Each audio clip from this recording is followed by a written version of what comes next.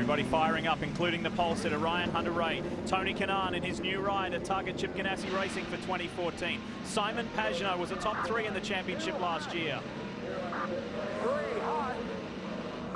And Will Power, one of his worst ever qualifying positions on a road or street course. And before they fire and roll, let's check in one last time on pit road. We start with Marty Snyder. Marty? Well, Lee, walking up and down the grid, taking the pulse of everyone here. They're all talking about one thing, the standing start that is coming up in just moments. And there's an interesting mix here at the front of the field with both experience and youth here as well. One of the things everyone's worried about is the right-hand side. James Hinchcliffe will start there in second. And if you start in an even number spot, that side might be dirtier and might get a slower start than the left-hand side. Kevin? Already watched Marco Andretti. The family has won here 6 times. He desperately wants to join them at Long Beach, and he's fast. He's never been more optimistic in my mind from after I talked with him the morning warm-up today, but he's dealing with a very sore right wrist. It greatly impacts him going through the hairpin, but he says he'll be fine. It's just going to hurt. Kelly? Well, Kevin, keep your eye on Will Power and the 12 car. Even though the Aussie qualified 14th, he ran in the top 6 in every single practice session today, including this morning when he took the opportunity to practice some of those crucial standing starts. Remember, he qualified 12th back in 2012 and won that race. He'll be looking to do the same again today. Robin? Last year, Graham Rahal started 11th and finished 2nd. It was the highlight of an otherwise disappointing season. Well, disappointment is all this has been this year. He started next to last 2 weeks ago at St. Pete. He's the slowest qualifier this weekend. He's got a new sponsor with National Guard. He's got a new engineer. It should be a new season and a new start for this kid who was really fast a few years ago. But I'll tell you what, right now he needs a good result. Yeah, there's a big workload ahead for Graham Rahal. He's a Honda driver. Speaking of that, Honda is bringing back the fastest seat in sports sweepstakes, and you can enter by logging on to shophonda.com. Now, this week, we alluded to it a little earlier. With this week, we've got 2 very special guests. Riding along with motorsports legend Mario Andretti is rock legend Roger Daltrey, and with 2-time Indy 500 winner Arie Luyendyk is Olympic legend Stephen Holcomb. Now, both of whom have been awarded the lucky position of starting today's race. And there is Roger on the right, Stephen Holcomb on the left. As we said earlier, Steve's used to being in the driving seat at the front of either a 2- or 4-man bobsled in Winter Olympic competition. This time, he's slotting into an IndyCar. Somebody asked me the other day, how's he going to fit into a 2-seater IndyCar? I said, have you ever seen how narrow those bobsleds are? Steve Holcomb, hi, it's Lee Diffie in the NBCSN booth. Have you got us?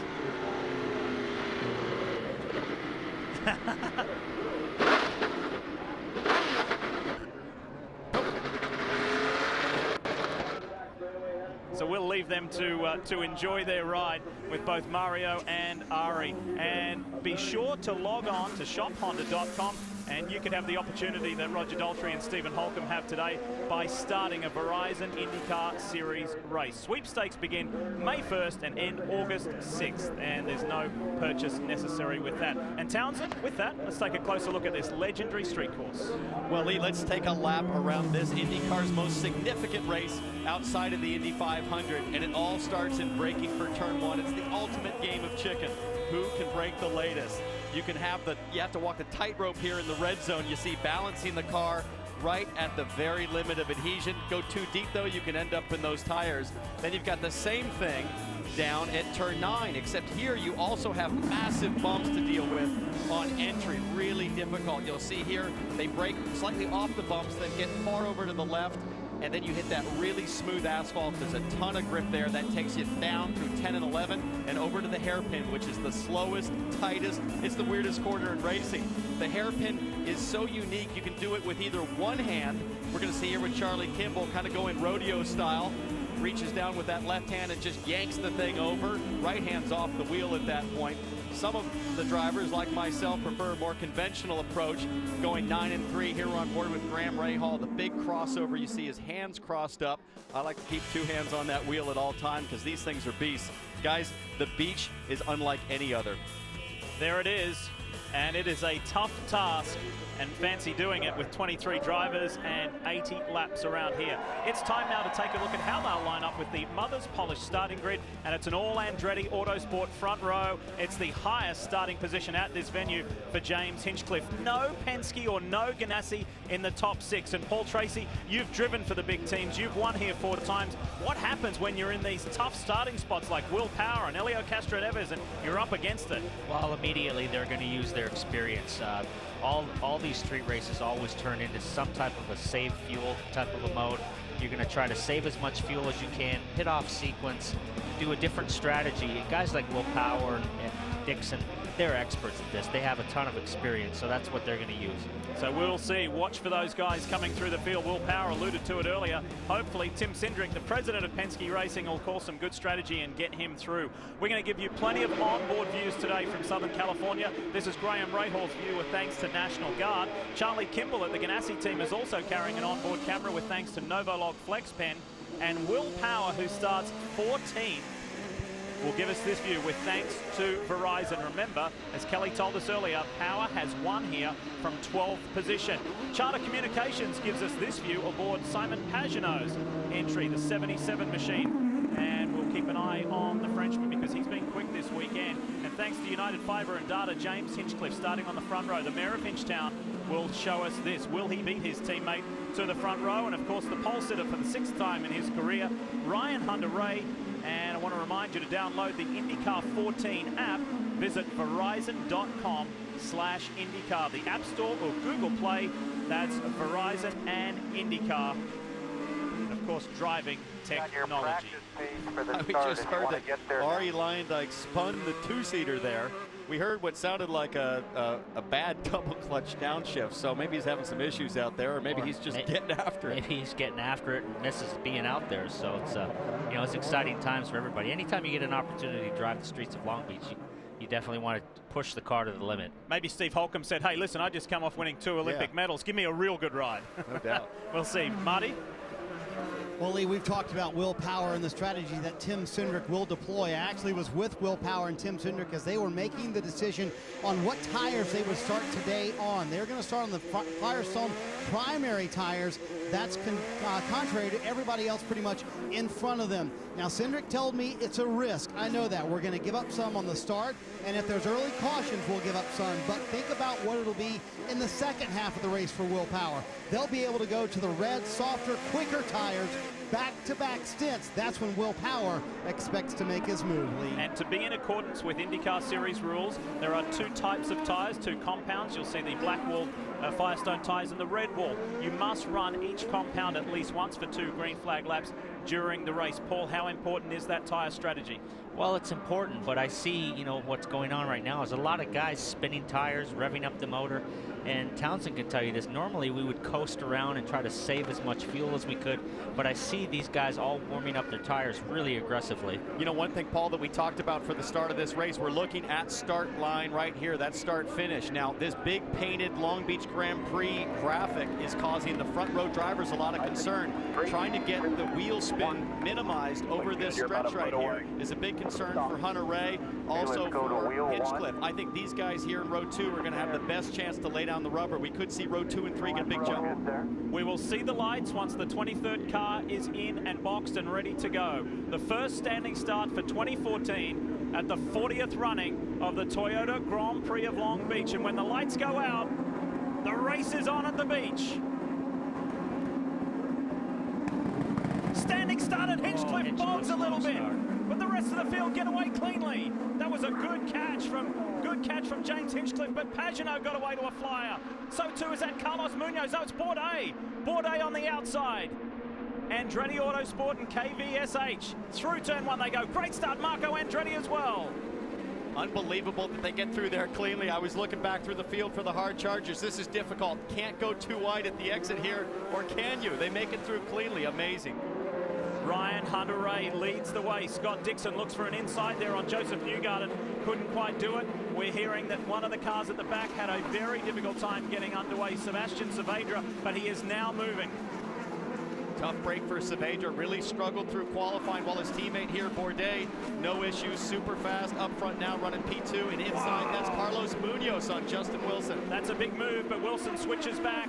Does it pay off for the young Colombian? No, it doesn't. Wilson takes that spot back. And now Ryan Hunter-Reay is starting to stretch away a little bit. He's pulled out a few car lengths on the lead of Sebastian, but lots of action here in the back. Power looking at a move on Oriol Servier. Oriol is back in the IndyCar pack for just a couple of events this year with Rahal, Letterman, Lanigan, and qualified very well yesterday. Now, I know we talked about the importance of strategy and experience for guys like Will Power to make up those spots, but you have to pass cars, Paul, whether on pit lane or on the racetrack, and here we see a pass side by side. Here, and just side by side.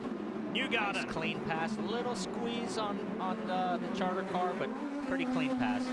So he gets through. There's Marco Andretti being hounded by his teammate James Hinchcliffe. It was a dynamic start from Marco, even with that injured right wrist. He's gritting his teeth and getting on with it. And if you look at the top of the screen, that graphic is correct, because you remember Townsend said we did an extra lap because of Arie Luyendyk spinning the two-seater. That lap counted. Interesting. Well, that'll really play into fuel efficiency and mileage and strategy as this race plays out. Right now, you got Hinchtown all over the back on Marco. They're both on red tires looking through the field. I see Wilson, Justin Wilson on blacks, Munoz and Sergio on blacks. Teammates side by side, teammates all together here, the three Penske cars. I think Helio hit the wall. Montoya on the inside of Castro Neves. You're right with Power. Power wants a slice at it as well. I wonder what the captain is thinking of this action. And Castro Neves hangs tough. Wow, decisive move from Montoya, and Power almost pushed it a little too far. Unbelievable. You know, they've got to know their teammates there, but it's a tightrope walk, and somebody ducks in. That's Graham Rahal, the first guy to come onto pit lane. He's going to go off strategy early. And that is really the only chance that Graham Rahal has today of making something happen. He's had a tough time all weekend, so instantly they go off strategy, and that could play out for him later in the race. Hinchcliffe got by Andretti in a pretty nice move. And you know, he had to get by in a hurry because a big pack of cars packed up behind him. He knew he had to go now. Here's Graham Rahal with his stop. Let's take you back and show you what happened with the Penske trio as Jack Hawksworth chases down Joseph Newgarden. On the inside is Power, on the outside is Castro Neves. Whoa, they go wheel to wheel, and Montoya's got a front row view of this. I wonder if Castro Neves picked up a little bit of, dirt, rubber on his tires and lost it through the next two corners, because he was kind of a limp duck there. Well, they've all sort of spread out now, so I'm sure the radio has come across and say, hey guys, let's chill out. Get to the first stop. But the surprising thing is Montoya has now gotten ahead of his two teammates, and he's been behind them most of all practice sessions. So he's gotten his legs underneath of him and gotten ahead of Will Power. Montoya had the rain to contend with at St. Petersburg. This is his first chance since his IndyCar comeback to have a nice, clean, dry weather weekend to deal with, and it's really paying off. Montoya finished 15th on the streets of St. Petersburg 2 weeks ago. That man there in car 12, Will Power, was victorious to get the season away to the best possible start. Let's hit the rewind button and show you the first standing start of 2014. And look to the left of your screen, the blue car, blue and white of James Hinchcliffe, just balked a little bit, but was then able to pick up the clutch and get going again. It's almost as if he missed the light somehow, because his car didn't move at all. It didn't show any signs of a clutch drop, and Bourdais just absolutely nailed it. It was a very good start from Simon Pagenaud as well. Look at Marco in the yellow and blue car go right around the outside of Jack Hawksworth. Very tight on the exit for Marco here. He got squeezed right against the wall by Jack. I don't even think Jack knew he was there, because he just came out of nowhere right here. And look at how tight this is right here. And there was contact between Hinch's right front and Marco's left rear. This is on board Simon Pagenaud. He goes right up to the inside. There's Newgarden. There goes Hinchcliffe, so he's clicked off 2 already. This is Jack Hawksworth on his list. So as quick as you like, he's gone past 3 cars. What a phenomenal run. Now here he start. Perfect revs, perfect clutch application. You can see the cars in front were spinning the tires, smoke rolling off the tires. He timed it perfectly. So at the front, 1.2 seconds is the advantage. Ryan Hunter-Reay has over Sebastian Bourdais. Pagenaud is 3rd, Hinchcliffe is 4th, Newgarden is 5th, and then this is Aloshin.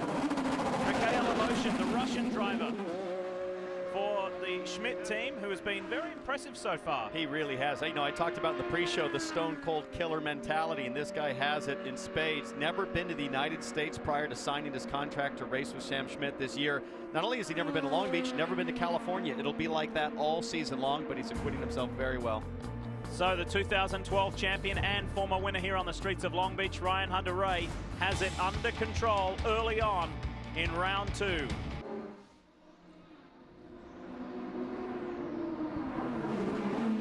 Back on the streets of Long Beach for the Toyota Grand Prix of Long Beach, and Simon Pagenaud and James Hinchcliffe go wheel to wheel in turn 1. Do they come out cleanly? That is a classic spot on this circuit for drama to happen. That was not going to work if they tried to go into the fountain 2 abreast, but I'll tell you what, I'm very impressed with Ryan Hunter-Reay right now. He's just stretching away from the field. I talked to Jimmy Vasser this morning, and he was very impressed with Bourdais. He was fast. His fuel mileage was the best he's seen in a long time on his team with the drivers he's had. So this is definitely going to turn it into a situation of how long these guys can go before they have to pit.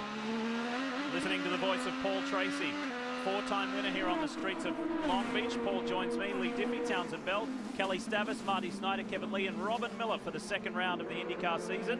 And Simon Pagenaud is heading in the wrong direction at the moment.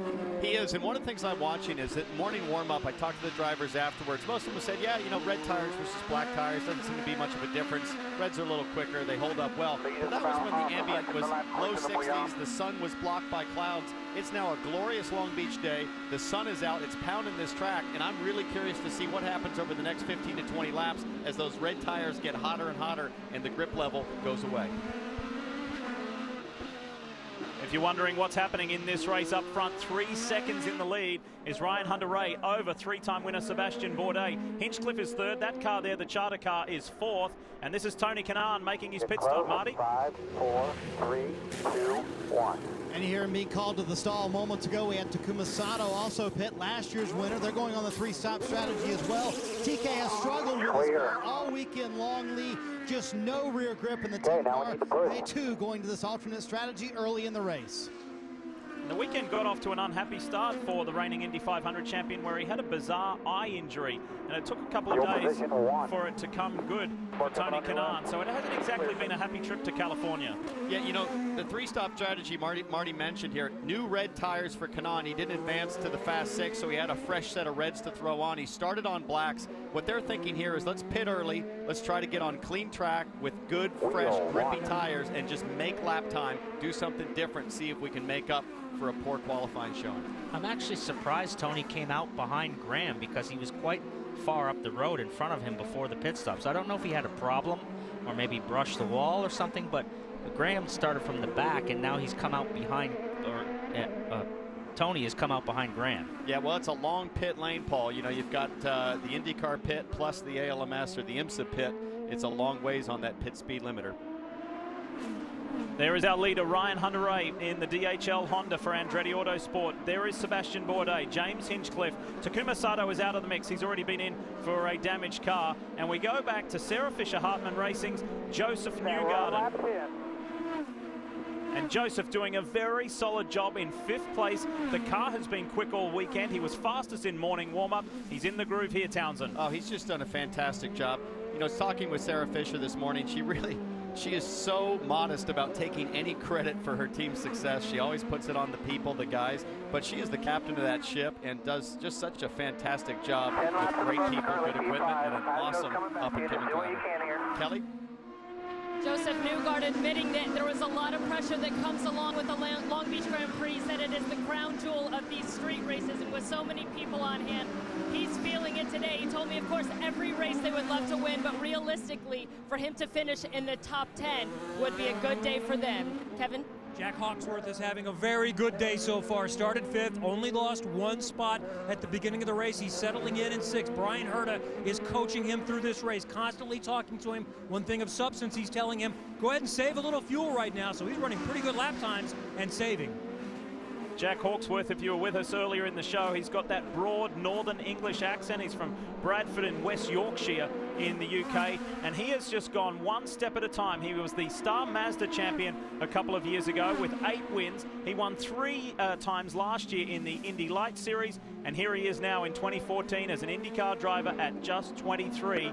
And he is not intimidated by the names around him. This is Marco Andretti, who seems to have dropped back, and Marco's in 7th at the moment with Scott Dixon, the reigning series champion, behind him. Let's keep an eye on that Andretti Autosport machine. There's reports of some minor damage. Take a look.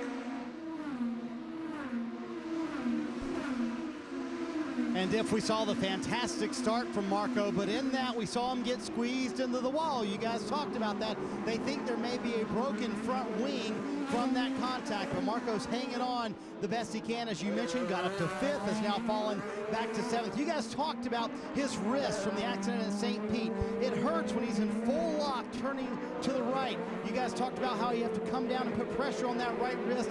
That's when it hurts Marco, but he told me it only hurts once a lap. I can suffer through that if we have a good enough car to win the race. Townsend, you see anything? You see any damage?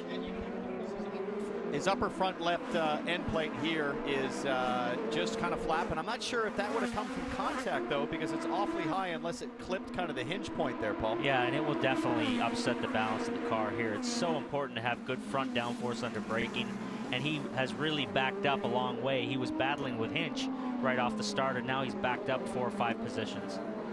Scott Dixon tucked in behind, and it's kind of funny when you talk about a 3-time series champion who has won just about everywhere. This track does not seem to gel for Scott Dixon. This is one of the better runs he's had in a while, but you know, it's a long race. This guy's all about keeping his head down, as we know, minimizing mistakes, and you can never count him out. And this is a guy you certainly can't count out, but right now, the way I'm seeing Will Power run, man, I got to wonder if this day's ever going to come together for him. He's running in the mid-minute 10s. The leaders right now are in a league of their own. Top 4 guys in the mid-109 lap times.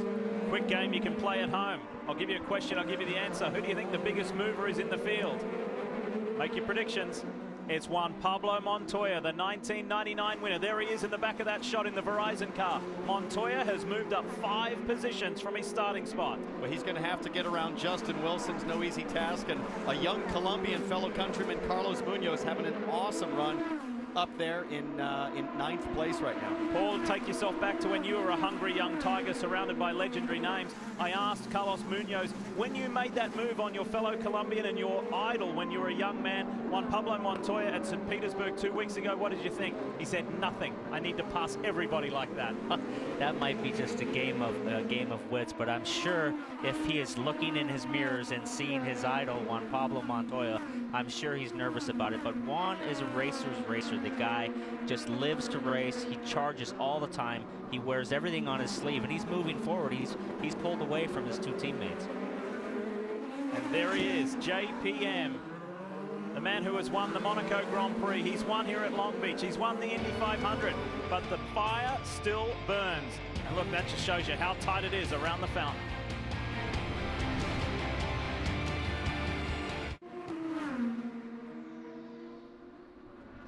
As we welcome you back to Long Beach, a reminder the push for the playoffs is on NBCSN. Tonight, the push for the playoffs concludes. The Dallas Stars face off against the Phoenix Coyotes. Stars, Coyotes tonight, 8:30 Eastern, right here on NBCSN. Let's get down to the pits. Here's Kevin Lee. Briscoe gets off the primary Firestone blacks. He goes to the sticker red, the softer compound. So he's one of the first to go a little bit off strategy. Everyone's been hoping for a yellow to go to a 3-stop strategy. Briscoe, the first of the group to come in this situation. Ryan Briscoe has stood on the podium here. He's very pleased to have a full-time IndyCar drive on board the NTT Data TNT car at Chip Ganassi Racing. And we take you to our race leader. Welcome if you've just joined us to the Toyota Grand Prix of Long Beach. We ride with the 2012 Series champ and the 2010 leader who comes in right behind the man who has just pitted, Ryan Briscoe. Does he let Hunter-Reay by? No, he doesn't. This is a big problem for Ryan Hunter-Reay. You do not want to lose a lap. Ryan has waited longer than most to come and get a stop. It looks like he's going to let him go now, but definitely don't want to get a lap down, especially here. Briscoe did the right thing. He was doing everything he could to try to get out on cold tires and stay ahead, but he clearly didn't have it. Didn't want to just absolutely ruin Hunter-Reay's lead. Just those couple of corners being behind Ryan on sticker tires, you can see how much the gap is closed. It closed from 3 seconds down to 0.8 in just those couple of corners. Now Briscoe would have some tire pressure now, but let's see what goes on with your old pen pal Bourdais if he lets him by. Well, you know, you definitely don't want to get stuck back in the middle of the pack. You know, all these guys are going to pit probably within the next 5 or 6 laps, so you want to hang tough, but obviously not hold anybody up and upset anybody. We told you about the 2 Colombians duking it out, and here they are, center screen. Carlos Munoz, one of 4 rookies, fending off Juan Pablo Montoya. This is a little further down the order. Munoz currently holds the 10th position, Montoya in 11th, but it's tight. Oriol Servia tucked in behind there. Elio Castroneves, then Will Power in the same position he started. Save your overtakes. Save your overtakes. We're still about another 6 or so laps to go. 6 or so laps. And that's the voice of Paul Ziggy Harkis, who is coaching Carlos Munoz. And he's saying save your overtakes because Munoz has blown through half of them. You get 10 for the race. Munoz has burned up 5, and we're only 19 laps in. And look at how impressive Oriol Servia is. He's ahead of 2 Penske cars and right on the tail of Montoya. Well, we mentioned earlier in the show how this event attracts superstars. Kelly Stavist is standing by with one right now. Roger Daltrey has now made his way back to the pits box of James Hinchcliffe. You're here for a very important reason, but I got to ask you first, how did you enjoy that ride along with the great Mario Andretti? I loved every minute of it. Just to think that Mario Andretti is my chauffeur for the day. How bad, you know. Not many people can say that. Well, you're a co-founder of Teen Cancer America along with Pete Townsend. Tell me about the organization and what drew you to this cause. It's something that we've started to give teenagers teen-friendly space within the hospital system. Teenagers and young adults who have cancer, because at the moment there is nothing for them. They're either with children or adults. And teenagers are very different than children or adults and should be respected for that. If you go to prison, you're not with children if you're a teenager, and you're not with adults, you're with teens. That's in prison. I want to know why they haven't got a little bit of space in the hospital, especially when they've got cancer. Well, and I understand there's a big tour coming up that has nothing to do with the Who. Can you tell me about the 50-state tour? This is worse than being in the Who. This is like mad. All right, it's loud down there. He said it reminds him of Woodstock, but Roger, enjoy the rest of the race. Thank you. Well, they talk about how hard the rock and roll lifestyle is on you. He looks pretty darn good for 70. He's got a lot of energy. Huh? He has, and campaigning a very worthy cause. No doubt. Well, back to the race here. Look at the battle on the back straight. You see Munoz moving to the inside. That is not blocking. That is anticipation. Outside move by Montoya and a little move over and... Wow. We spoke about this earlier. Munoz is not intimidated by his racing hero, and Montoya tried to intimidate him then, and it didn't work. We said in the pre-race that the young guns are cold stone killers, and we're seeing it now. He proactively moved over, took away the inside line, and they were side by side, and Munoz said, nah, gonna have to try harder than that, pal. Now, in the past, that would be called a block. Now, in the driver's meeting, Bo Barfield said, I'm going to let you guys go at it a little bit more. I'm going to let you protect, but he doesn't want to see nose-to-tail contact, but he doesn't mind a little banging wheel-to-wheel. You know, for a guy that founded the Chrome Horn, I'm surprised you're going to call that block. And Kevin, what's going on down there? Elio Castroneves in and out. I asked him before, will you come in early off strategy? And he said, that's a great question. They'd obviously been wrestling with that. They kind of went in between. They're only about 5 or 6 laps beyond the normal fuel cycle, so maybe if they get a lot of yellow, maybe could still do it on one more stop, but that's going to be asking for a lot.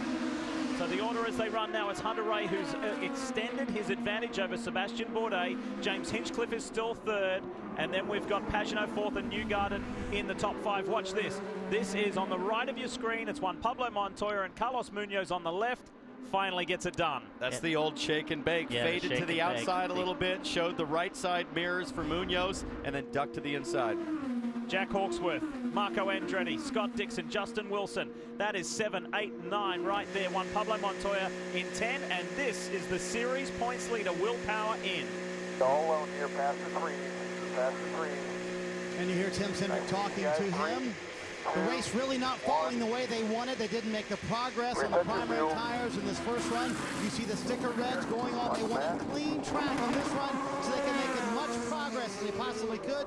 We'll see if he can get that done on this run, Lee.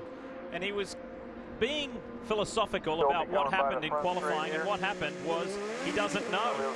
By us right now.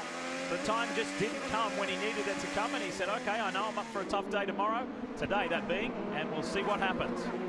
You know, I talked to Will Power before the race, and he said, listen, we're going to run the blacks. I know I'm not going to be that competitive on the start, but hopefully I get clean track, new reds, which is what he's got now. Here's Servia to the inside of Munoz. That's tight. I'll tell you, nobody can race in close quarters with better spatial awareness than Oriol Serbia. He's such a clean driver in those circumstances. Look at Conway, too. He's been quiet all weekend, but we know that he can win here. He peels off and comes into the pit, but he's a past winner here and is very, very strong. Nice job on the mark.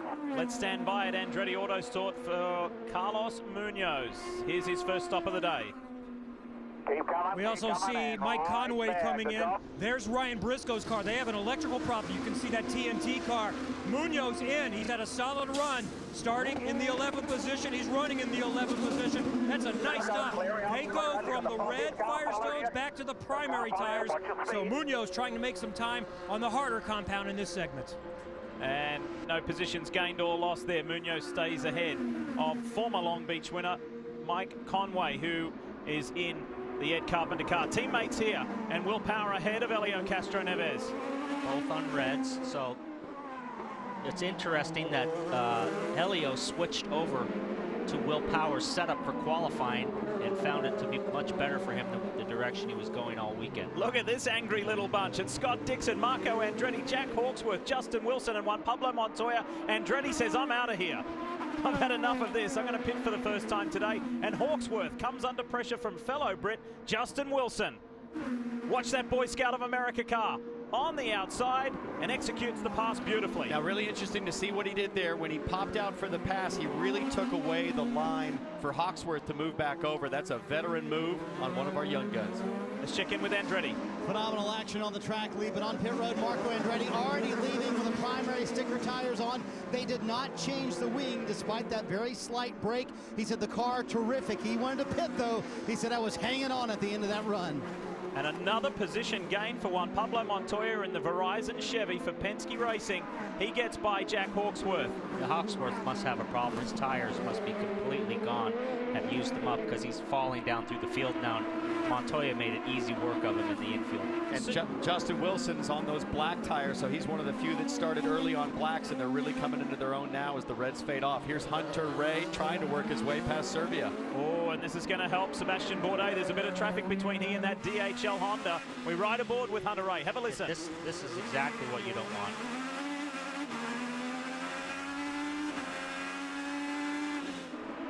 Further back, the Penske teammates are going at it. Marco Andretti locks up down into turn 8, and he just gathered it up. That was really, really close. Castroneves forced it. Look at Marco. He's got the mist. He's trying to blow back by. And that's on fresh tires too.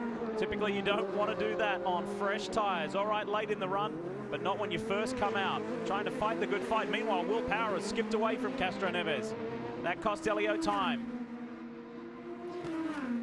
Jack Hawksworth has stopped, we can report, for Brian Herder Autosport. So the young British... on Andretti, good work. And here he comes in the number 98. Returns to the track. Does he stay in front of Marco Andretti, the man who passed him around the outside on lap 1? Here's second place, Sebastian Bourdais. Kev? Bourdais started turning up the wick a little bit, trying to make up some ground. He got to second position on that first stop. This is a little bit slower on this stop. The longer that Hunter Ray has to fight these lap cars, this could be an advantage for Bourdais. He's peeled off. He caught Ryan Hunter Ray before he pitted, and now he's going to hopefully come out onto a clean track. And that, if Hunter Ray's behind these other lap cars, this could be a problem. I love the gamesmanship here of Hinchcliffe on pit lane, trying to get an advantage on Bourdais for when they hit that pit speed button.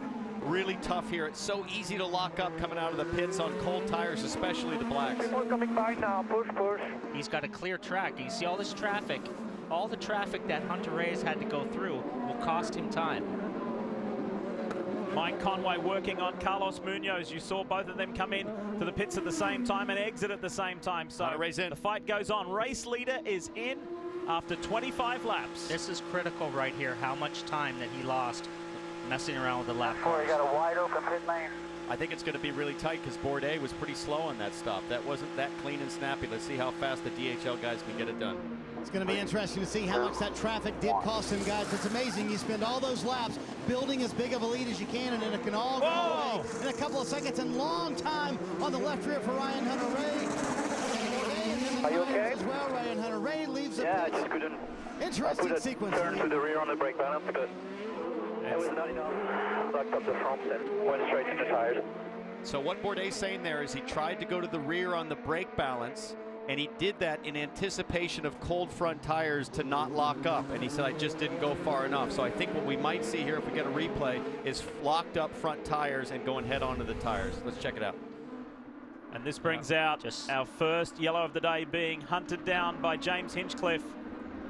Yeah, no real big lockup there. It's just like he carried too much speed in and just missed the line. Well, he was nursing the brake pedal, because if he stands on it, he's going to go straight on, and he knows he can't make the corner with the front grip he's got available. So hard to do that. He's pushing hard. Well, this was the lap that he was going to have to make in the out lap.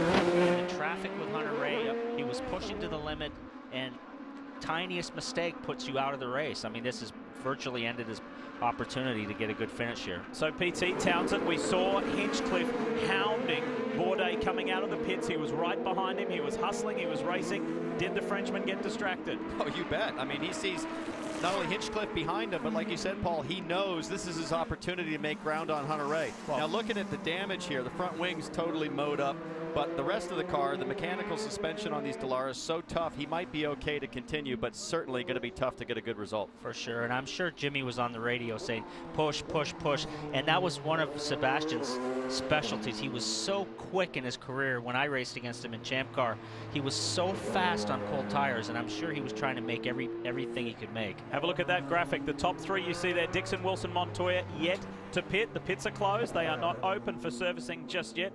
That's one of the new rules in 2014 in IndyCar Series racing, unless your car has sustained damage, and that's the case with the KVSH team of Sebastian Bourdais. Kevin? Well, they assess the damage, and it's significant damage to the nose cone, so they have changed that. It's under yellow. They'll exit there, and Sebastian Bourdais' opportunity at a win goes away just a little bit too quick into that corner. And remember, he can't take fuel. He just has to do the repair while we're under yellow with the pits closed. So sort of another double whammy there for Bourdais.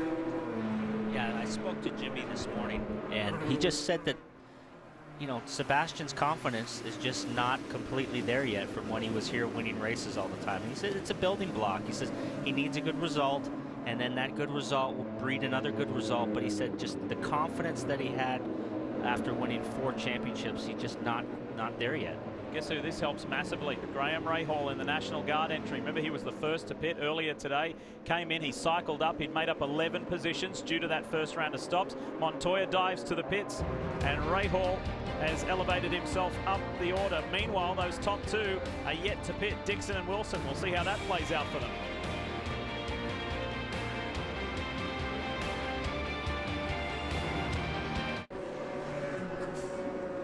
Back at Long Beach, a handful of cars pitting, including Scott Dixon, who was our leader. Mike Hull made the call, leave him out as long as he could, make as much lap time as he could.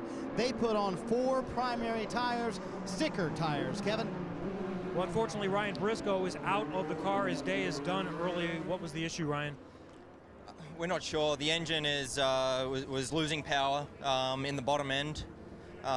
We made a stop and we changed the electrical boxes on the car, and that didn't fix it. So basically, as a team decision, we stopped the car just so we wouldn't do more damage to the motor.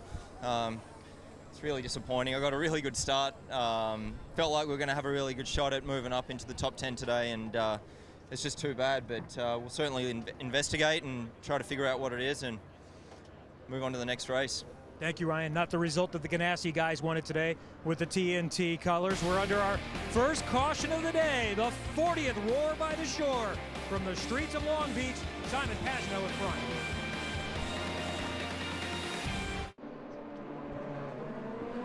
As we welcome you back to the Toyota Grand Prix of Long Beach, you can be part of Honda's fastest seat in sports sweepstakes by simply going to shophonda.com and sign up. Enter for your chance to lead the start of a Verizon IndyCar Series race. Sweepstakes begin May 1st and ends August 6th. No purchase necessary. Before we go back to green, I want to show you something really quickly that happened while we're in the break during the last round of pit stops between Tony Kanaan and Graham Rahal. Watch this. Boom. contact there between the two. It's a very narrow pit lane here. We'll talk more about that in a moment. It's back to green at Long Beach, and Ryan Hunter-Reay leads the field to green. He's being chased down by Simon Pagenaud. But there's a car backwards in the hairpin. Sorry, there's a car backwards in the hairpin. Let's see what happens down here in turn 1. There he is. Justin Wilson got turned around. And more than likely, we're going to go back under yellow unless Justin... There's nobody coming. There's nobody coming.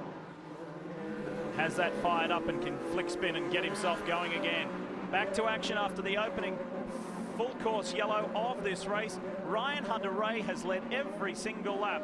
Looking good in the DHL Honda. One of the big talking points of Andretti Autosport. Switching from Chevrolet to Honda in the off-season. This is what happened to Justin Wilson as we're on board with Graham Rahal. You see Graham giving him a little bit of a nose there. He gave him some more and nose gave him right more there. nose right there. That... you know, I know Bo Barfield asked for a little more contact, and here's contact of a different sort. Simon Pagenaud in the tires at turn 6. And that's a problem. That banner wrapped up in your front tires is not good. It will block off all the braking, all the inlet for the brakes. That flapping around will beat the front wing. The wing is braking now. Sounds like a guy with a lot of experience. Yeah, I've done that. I've done that a few times. I've had the team say, "Come in, we need to change the wing," and I'd say, "No, I'm staying out." Here's the reason he's backwards. Chrome horn. Just sent him. Now that one's a little more interesting. I was just saying that Bo Barfield has made it a point this year to say, "Hey guys, side-by-side racing, a little bit of rubbing, that's okay." But man, I don't know if Pagenaud had any idea that Power's nose was in there. This is what it looked like from the Verizon Chevy. Looks like something I would have done back in the day in that team.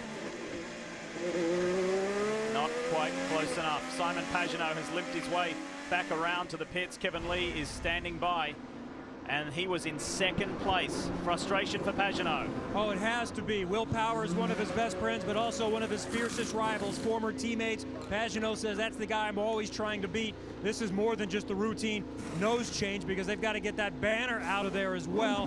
So our second was first Sebastian Bourdais, now Simon Pagenaud with an issue that sees them lose an opportunity to win. Look at this, Mike Conway on Jack Hawksworth. And on the inside is Scott Dixon trying to get around Sebastian Bourdais as well. Apologies to Scott Dixon. I said that RHR had led every lap. Of course, Scott led those two under caution as well. So he is now being chased down by Graham Rahal. Will there be any penalty coming down on Graham Rahal, or Will Power will stand by? There are battles everywhere on this restart. Graham Rahal's got a good run on Dixon, and just back behind them, it looks like that's teammate Tony Kanaan, I believe, also battling things out. Look at Conway inside Munoz. We could have some action in the pit lane with penalties because we have the Kanaan situation, the Rahal situation, and now this deal with Power. So it'll be interesting to see what the call is from Bo Barfield on all three of these. And just got word, PT, that the Will Power and Graham Rahal incidents are officially under review from race control. Speaking of Rahal, here he is on the inside of Sebastian Bourdais. Easily done. Now Bourdais a lap down, but he's going to be doing everything he can to try to hang in there. He's got Kanaan all over the back of him. I agree with you, Paul. What do you do as a race official now? I mean, Graham, he was just nose to tail. That was pretty blatant, just plowing into the back. Powers, maybe a little bit more subjective, but both of those in previous years would have been easy penalties. Well, for sure, coming on to a restart, he basically lifted the back wheels off the ground of Wilson's car. You know, everybody was nose to tail, and he got his nose under there, lifted the back wheels up. The Power situation, obviously he was going for it, but I don't think he was far enough up on Pagenaud to call that a fair pass. I'd have to agree with that. He was, you know, 2 car widths back in the brake zone and just stuffed it in there. Now, you do that with the anticipation that Pagenaud's looking in his mirror and you're going to force the issue. But if I'm Pagenaud, I wouldn't have done anything different. Well, he wasn't on his braking zone like you said he was driving all weekend. He was over on a different part of the track than he's been on all weekend. It's bumpier over there. He didn't really have any brake lockup, so it was really, he just stuffed it in there and really just punted Simon right out of the way. So the order is Ryan Hunter-Reay, James Hinchcliffe. There's only 1 second between the two Andretti Autosport teammates. Joseph Newgarden for Sarah Fisher-Hartman Racing is running third, ahead of Will Power and Elio Castro-Neves. Charlie Kimball is up to 6th. Marco Andretti, Jack Hawksworth, Carlos Munoz, and Mike Conway. That's your top 10 at the moment. After 35 of the 80 laps, we're fast approaching halfway. Watching these guys battle it out. Bourdais, you know, working hard to hold off Kanaan. Hearing that Dixon, Kanaan's teammate, might be coming back on pit lane for some reason. We're trying to figure out why. We're also hearing that Sebastian Bourdais may be penalized for coming onto pit road. Here he is. He's serving that penalty for entering pit lane when the pits were closed. Well, you know, that's something you got to deal with. They needed the service for the contact earlier, and that's really a relief for the guys he was racing there, being a lap down. And now this is going to probably put him another lap down with a penalty with Hunter Ray at the pace that he's going. He's pulling away from Hinchcliffe, so the day is pretty much over for Sebastian. And Juan Pablo Montoya at the back there in that number 2 Verizon Chevy, trying to plow his way through the field again after doing some excellent work early in the race. Just pitted at a unfortunate time and lost massive track position. And he's coming up on another young Colombian, Sebastian Saavedra. Now, Saavedra had a terrible qualifying performance. They had decided to go down their own sort of setup road, and after qualifying just said, hey, Sebastian Bourdais super quick. Let's just bolt on the setup that he's got, and I'll figure out how to drive it. Yeah, I mean, that's what you have to do. Sebastian's been quick all weekend. Saavedra was floundering around at the back, and I talked to Jimmy, he said, we're just going to put his setup on. It hasn't seemed to really help a lot, but Montoya has to be frustrated with how things have gone. He worked his way towards the front, missed that opportunity to pit when the yellow came out, and that was put him to the back of the field now, which is a lot of frustration there. Now here's a guy we haven't talked about so far today. Charlie Kimball started further back, a race winner last season, just kind of smooth and steady, but here he is running in the top 5, top 6. He's 6th place right now. Not a lot of activity out of the hands, but man, he just nailed that apex curve hard. He hit it at the floor. You could hear how loud that was in the car. Now think how you could hear the sound of that crunching. Think how that is on the body, on your back. When you hit those curves, it just jars right through your body, and he'll hit it again right here. Boom, over the curbs. But, you know, this guy is just smooth and steady. He won at Mid-Ohio, which is one of the toughest tracks on the circuit, and he's just working his way through the field. And he put on one of the moves of the year on Will Power at Barber Motorsports Park earlier in the year. Let's talk more about Charlie Kimball. Here's Kelly. Well, even though Charlie was reasonably pleased with his car all week, and they actually made some pretty big changes overnight, he said this morning he definitely had more confidence in the 83 car. When he came in for that last pit stop, they made a pressure adjustment for him, but overall, Kimball feeling really good in that 83. And of course, Charlie's well known for being the first professional racer to be licensed to race with diabetes at this level. And Charlie recently went to DC, as we see Graham Rahal serving a penalty for contact for turning Justin Wilson around. Kimball went to the nation's capital with Novo Nordisk, his sponsor, to participate in Advocacy Day. You got Dixon in front of you. Let's just go after these guys. Where he met with members of Congress talking about the challenges of living with diabetes. So he does some great work, Charlie Kimball, off and on the track. Look at this fight going on here. 2 Andretti teammates, Carlos Munoz and Marco Andretti. This Munoz kid is tough to get by. We need to leave the streets of Long Beach for just a moment. What a fight it's been as we now approach the halfway mark.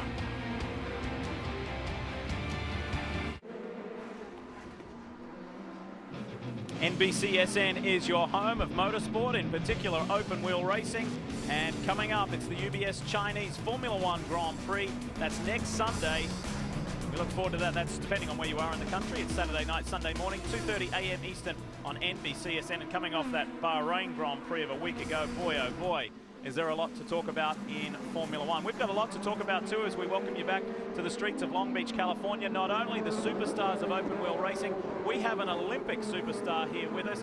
Gold and bronze medalist in bobsledding, Stephen Holcomb. If you watched the Olympic Winter Games coverage on the NBC Sports Family, you would have seen Stephen and his teammates do some amazing things. He broke 2 62-year Olympic records in both 2- and 4-man bobsledding. And Steve, great to have you with us. Last time I saw you, you were in Sochi, Russia. What's it like to be here in California as we see another crash from Sebastian Bourdais? How was that 2-seater ride, by the way? It was amazing. You know, I had an idea going into it what it was going to feel like, and I was way off. You know, the power that these cars have and the control they have is actually amazing.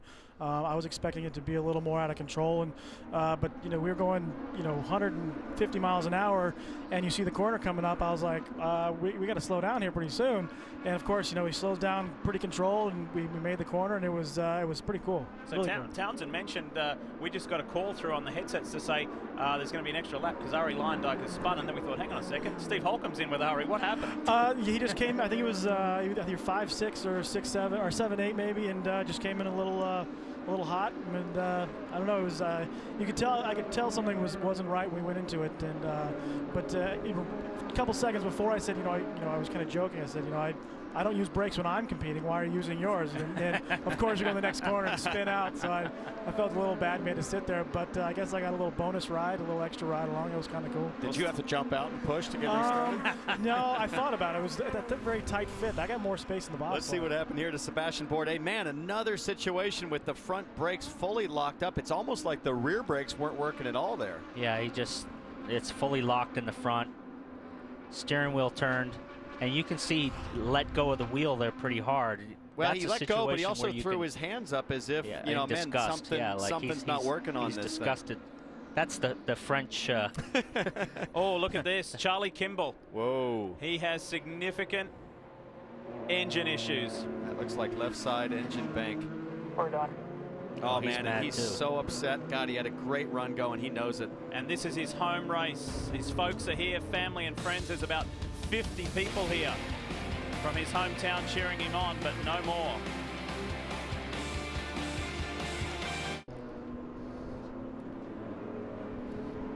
We are into the second half of the Toyota Grand Prix of Long Beach as we welcome you back to NBCSN's live coverage, and that is a stranded Charlie Kimball in his Novo Nordisk entry for Chip Ganassi Racing. Needed to update you earlier on that Will Power has escaped penalty for his contact with Simon Pagenaud. As the boys were alluding to, it kind of looked just like an awkward racing incident. However, we did see Graham Rahal in the National Guard entry receive a drive-through penalty. Let's take you back and let you inside the Team Rahal camp to listen to some radio transmission. Okay, we got to do a drive-through for hitting Justin. I mean, if that's not incidental contact, I don't know what to say. I mean, the stack is terrible. I got hit by whoever was behind me. Just didn't spam. Push hard, Graham. Push hard here, babe. We'll be all right. And that's the voice of his father, Bobby Rahal, where victory eluded Bobby on the streets of Long Beach. However, they've podiumed as a family many, many times. Marco Andretti's on pit lane. Interesting strategy here, Lee, because everyone who pits here will be about 8 to 9 laps short from making it all the way on fuel, so they'll have to pit one more time. You see Scott Dixon coming into pit road as well. Dixon said, I just want to make as much time as I can. He's going to put on sticker reds. Dixon, you see Marco leaving pit road, so both of these guys pit, but once again, they'll be short on fuel for making it all the way to the end. On your left. They'll be short, Marty, but they want to get those black tires off. We saw in that last stint the reds clearly quicker over the course of the run, and they want to get those black tires off. Just give me all the speed I can get. Here's Charlie Kimball being pushed behind the wall. Tough break for that guy.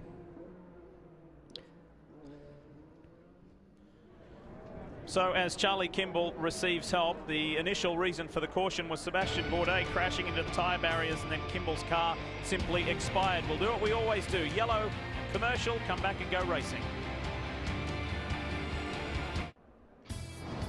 Long Beach hasn't disappointed so far this year, and nor has Joseph Newgarden. He has been quick all weekend, just like Hinch, James Hinchcliffe, third to second to first. The DHL Honda of Ryan Hunter-Reay, victorious in 2010 here on the streets of Long Beach, and he has led almost every lap of this race so far. We're coming to the end of our second full course caution. Welcome back to the Toyota Grand Prix here in Long Beach. Time now to see who has advanced with the Firestone biggest movers, and the rookie Carlos Huertas has gone 11 positions from his starting spot simply by staying out of trouble. Will Power has ground away to make up 10, and we are getting ready to go back to racing. Green flag flies here in Long Beach, and look at Carlos Munoz, pulls out of the draft there, looking to make up a position on Jack Hawksworth at the front. And Mike Conway looking up the inside. That was another perfect restart by Ryan Hunter-Reay. A lot of the drivers were very nervous about how this restart procedure was going to go after the last event at St. Pete.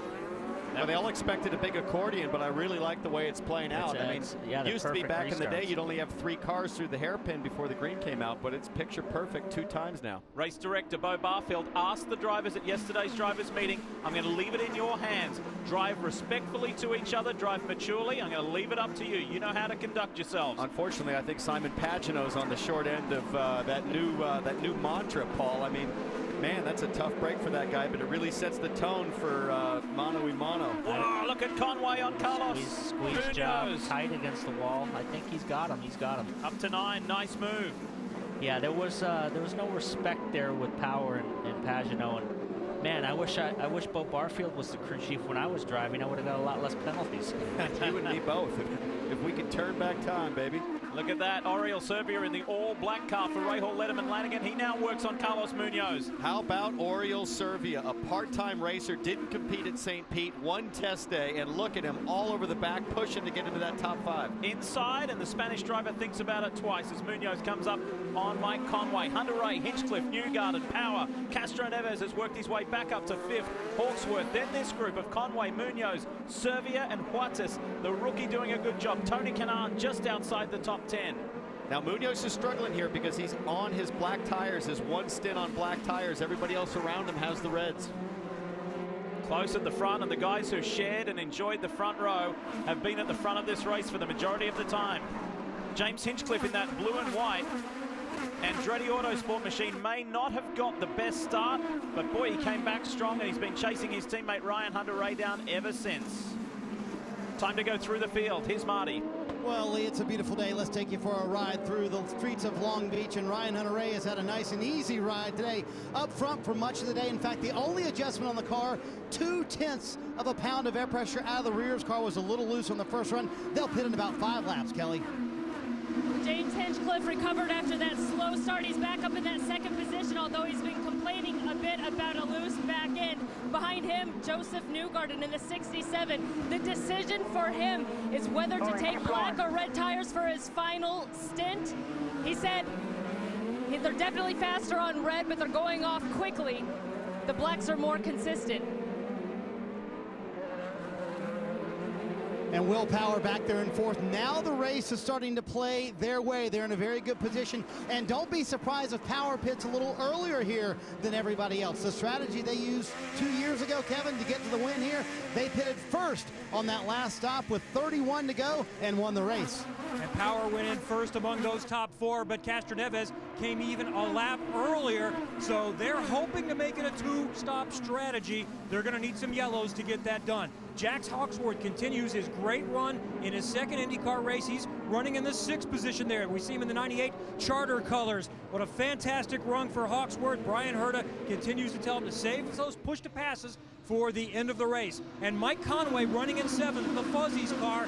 He started way back in the pack, and he suffered some wing damage at the start of the race, but they decided not to change, and he's been able to continue to attack. Look at Will Power going on the inside, and he can't make the move that time on Newgarden. Carlos Munoz, another one of the rookies, even though he had 3 races last year. We remember his runner-up in the Indianapolis 500. He won here in Indy Lights last year, but he said that doesn't really do a lot because the braking points are different. It's so much different, but Carlos Munoz has proven to be a very quick study, Kelly. Oriol Serbia happy to be back in IndyCar. He said he had to knock the rust off earlier this week, and now he's complaining of some understeer, but a strategist said, luckily, you're an exceptional driver. Behind him is the rookie, Carlos Huertas. His first time here at this street circuit. He said he watched a lot of onboard cameras and felt like he learned the track pretty quickly. Well, Kelly, for last year's winner, Takuma Sato, he's currently in the 11th position. He's trying to get back up to the top 10. They do have to make one more stop. He's trying to join guys like Mario Andretti, Al Unser Jr., Alex Zanardi, Sebastian Bourdais, and some dude named Tracy as back-to-back winners here at Long Beach. TK right behind him, Tony Kanaan in the 12th position. They pitted off sequence a little bit ago, and they finally have gotten the car a little bit better for TK. Remember, they've been struggling with rear grip all weekend. Car way too loose, wants to kick out on them in the turns. Much better on this run for Tony Kanaan, Kevin. Marty, Sebastian Saavedra is salvaging a pretty good day of this in the number 17 AFS car we see there. Remember, he stalled at the start. They pitted early. He went a lap down, but he's gotten that lap back. And Sebastian Saavedra running at a pretty good pace now. Kelly? Juan Pablo Montoya started on those red tires that he has struggled with all weekend until today. The team said he did much better, lasted much longer on them. than they expected. He made no changes when he came in for his stop. Behind him is Graham Rahal, who has had a pretty miserable week, and they struggled all throughout until this morning. Bobby Rahal told me they made some significant changes overnight, which really seemed to give Graham more of a racing car. Although he had to serve that penalty earlier, he's running 15th.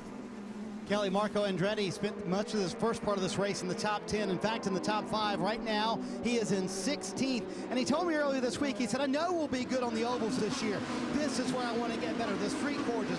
If we can be 20% better on the street and road courses, I know we'll be in a position where we can win this championship, Kevin.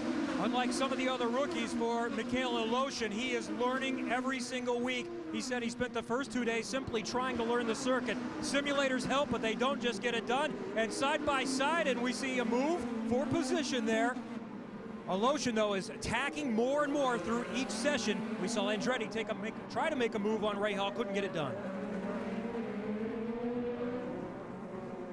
Mikhail Iloshin, who comes to the Verizon IndyCar series from the Renault 3.5 series, where he beat Formula One sensation Kevin Magnussen on occasions last year to win a race. He is very experienced, the 26-year-old Russian, but he is not experienced as far as IndyCar is concerned, but he has been very impressive. Now watching this replay of Power trying to get around Newgarden, the reason that Power, whoa, he gets into the wing there, more questionable contact, but shouldn't hurt Newgarden too much. The reason Power is so anxious to get around, those 3 lead cars are all on black tires. He knows he's faster. If he can get to the front, he might pull out a gap before this last round of stops. 29 laps to go, and there's nothing between the Andretti Autosport teammates, Ryan Hunter-Reay, James Hinchcliffe, and then Joseph Newgarden shadowing them. He was not being put off by that contact from Will Power, who he is in 4th with his Penske teammate Helio Castroneves in the top 5. You won't miss a thing. We're off to a break. See you in a moment.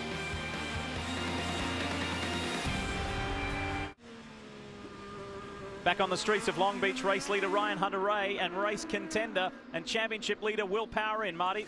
Lee, as predicted very early in the window, this is the strategy they used 2 years ago. Will Power wants no changes to the car. His teammate Helio Castroneves also on for the road. Sticker reds on for Will Power. His teammate Helio Castroneves follows him out. Guys, this is the outlap for the win right here for Will Power. He was close enough to Hunter-Reay. If it stays green, these next several corners are everything to claim the lead here at Long Beach. And he's got clear track. The last thing that you want to come out with is traffic when you have the reds on, and now he's got to make really quick outlap.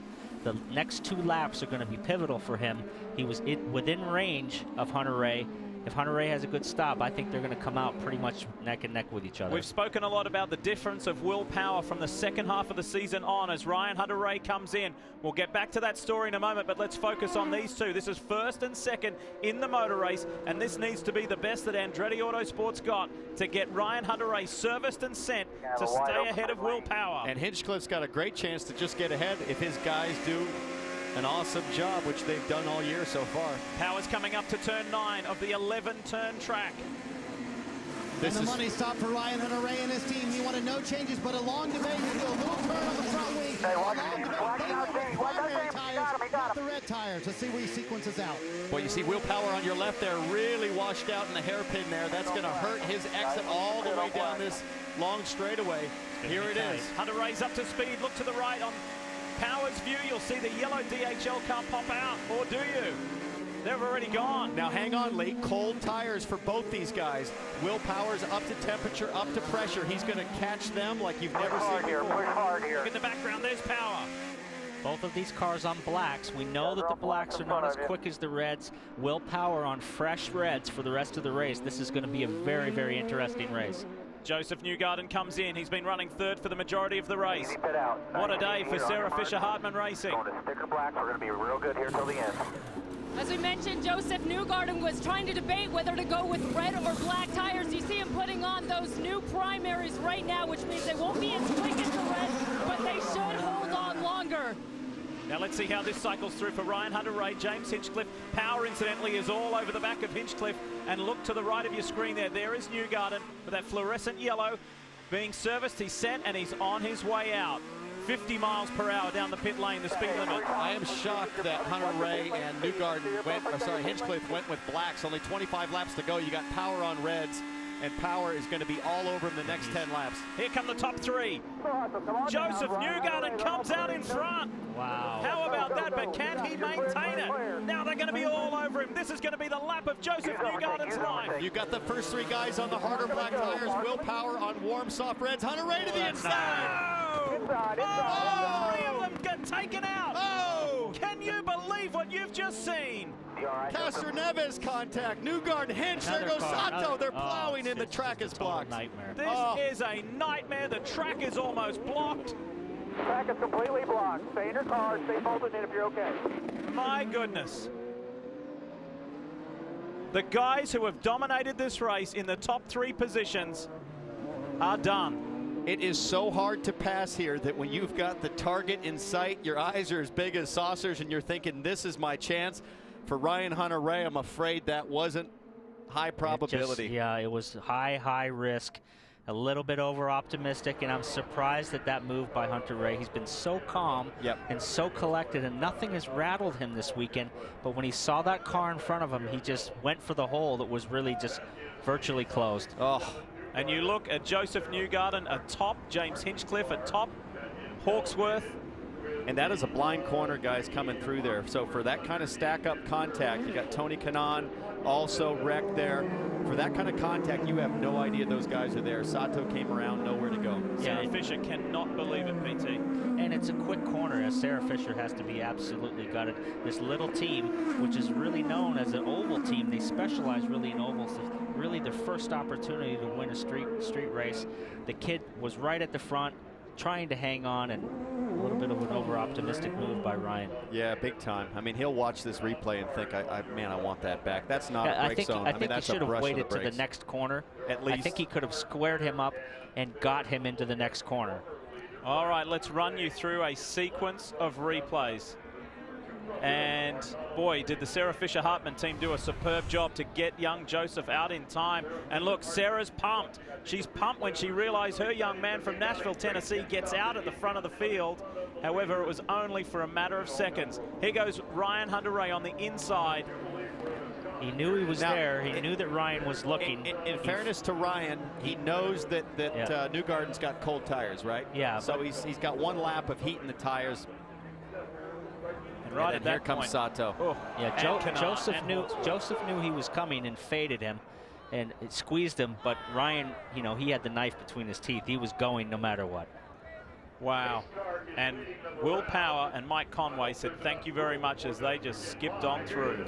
That was a big impact on Joseph. Now there's going to be some guys here that go into podium contention. You got Conway's going to be P2.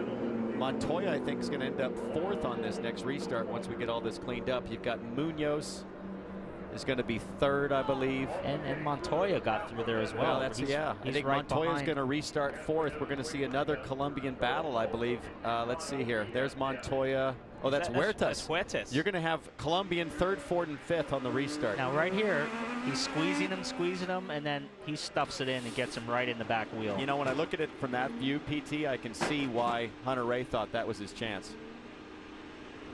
This is what it looked like from James Hinchcliffe's point of view. Running second for the majority of the race and well and truly in the hunt. Watch this.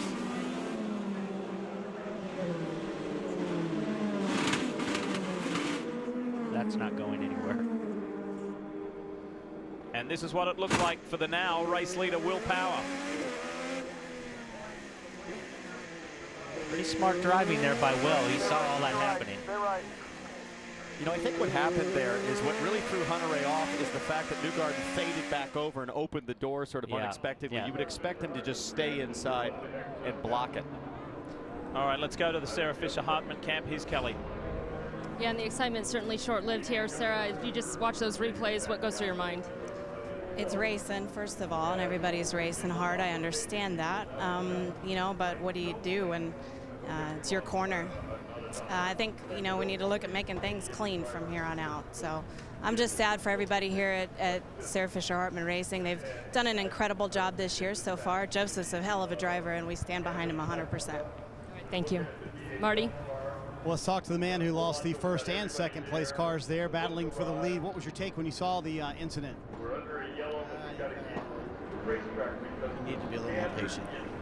Have you ever been through a more frustrating sequence with your team than that? Both cars taken out.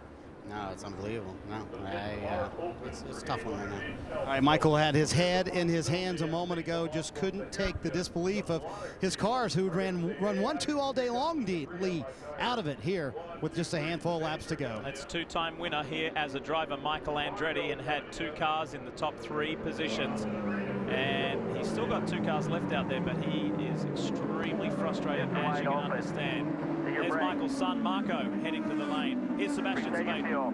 Saavedra needed to come in for fuel. He was the leader. Remember, he stalled at the start. Also an issue for Sebastian Saavedra. Before that incident, he thinks he may have suffered a broken finger when he was hit by debris, so he's going to try to soldier through. You know, how do you break your finger, you might be asking at home. Well, when you're turning on a street course in these cars, your right hand or your left hand, depending on which way you're turning, is actually sticking above the monocoque, the carbon fiber tub that you sit in, and a piece of debris, you know, if it's heavy enough, I could easily see that breaking your finger. So we have Olympic star Stephen Holcomb with us, bobsled star, and Holkie, they talk about the violent nature of bobsledding. What's your take on that? This is definitely a little different. We're only out there by ourselves. And it's actually, you know, it's okay if we're hitting walls. It's not a big deal. And you got to remember that when we get out of our sleds and into our cars, it's not okay to hit the wall in your car. But this is incredible. This has been an incredible race so far. I mean, I got to say I'm glad there's only one of us on the track at a time. You know, it'd be a little different having 3 or 4 of us trying to make it through corners at the same time. Well, that what you saw right there was about the equivalent of tipping it on its side and sliding down the track on your side.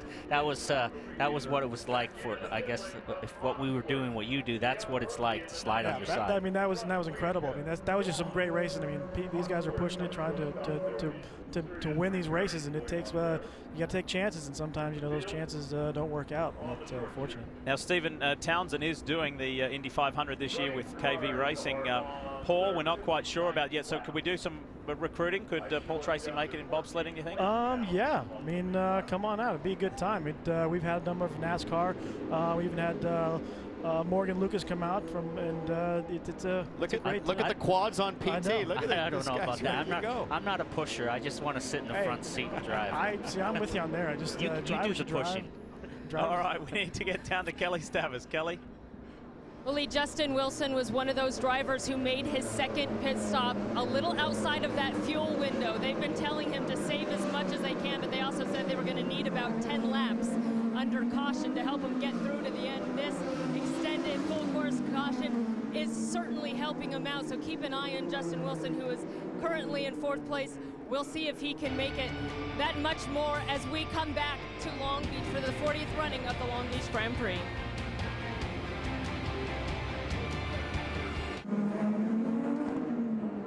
The cleanup continues here on the streets of Long Beach for the Toyota Grand Prix of Long Beach, round 2 of the Verizon IndyCar Series. If you're just turning on, we've seen one of the most extraordinary crashes here, a multi-car pileup and a battle for the lead. Joseph Newgarden had just pitted. He was effectively in the lead of the race. Ryan Hunter-Reay wanted to steal that away from him and forced the issue pretty aggressively. His Andretti teammate James Hinchcliffe followed in. Will Power escaped any injury there. He got through, so too did Mike Conway. Elio Castro Neves did not, and watch this. Munoz misses, Sato does not, Kanan does not, nor does Jack Hawksworth.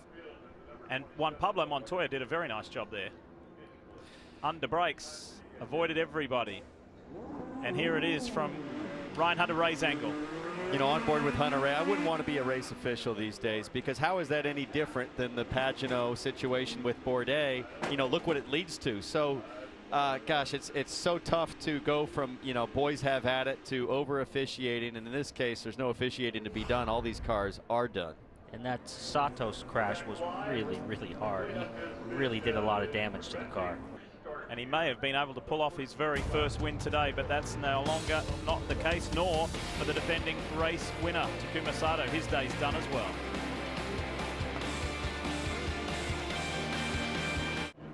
It's the 40th running of the Toyota Grand Prix of Long Beach here on NBCSN, and one that we will remember for a long time, not just because of the significance of the amount of events that have been run here, but the way this event has run the weekend. It's been enjoyable. Qualifying was gripping yesterday, and this race has given us everything, including a huge wreck if you've just turned on. A multi-car pileup between Joseph Newgard and Ryan Hunter. Ray James, Hinchcliffe, Tony Kanaan, Jack Hawksworth, Elio Castro Neves was affected, and it has really opened up this field, especially for Carlos Munoz there, one of Michael Andretti's drivers, who has done a very good job weaving his way through that wreckage, and he is now in contention. He's now vying for a podium, and he is our Mazda driver profile athlete today, the 22-year-old Colombian. Of course, he won here on the streets of Long Beach last year in Firestone Indy Lights. Can he be a podium place getter at Long Beach?